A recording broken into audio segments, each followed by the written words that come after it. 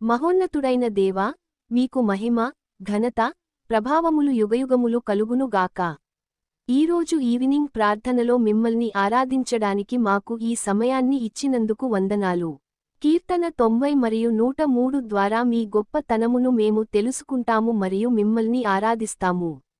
మా హృదయాలను తెరిచి, మీ ఆత్మతో మమ్మల్ని నింపమని ప్రార్థిస్తున్నాము. ఆమెన్. కీర్తన 90 నుండి 1-2. ప్రభువా, తరతరాలకు మాకు నివాసస్థలము నీవే.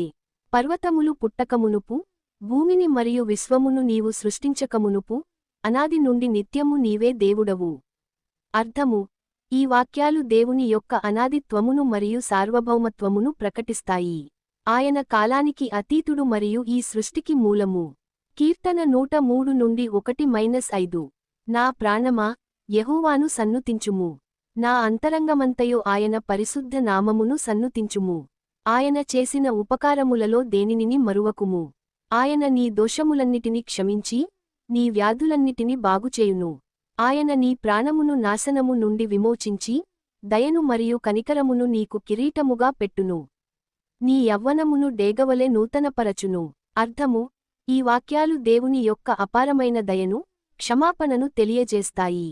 ఆయన మన దోషములను క్షమించి, మనకు ఆరోగ్యాన్ని మరియు నూతన శక్తిని ఇస్తాడు.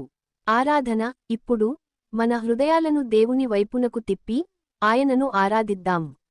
ఆయన మహోన్నతుడు, శక్తిమంతుడు మరియు ప్రేమగల దేవుడు. ఆయన చేసిన ప్రతి ఉపకారానికి కృతజ్ఞతాస్తుతులు చెల్లిద్దాం. ముగింపు ప్రార్థన.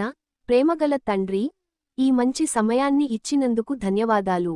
మీ వాక్యము ద్వారా మాతో మాట్లాడినందుకు వందనాలు. మీ దైవశక్తి మా జీవితాల్లో నిత్యము నివసించునుగాక. మీ మహిమ మరియు ఘనత యుగయుగములు పెంపొందునుగాక. యేసు పరిశుద్ధ నామములో ప్రార్థించి వేడుకుంటున్నాము. ఆమెన్.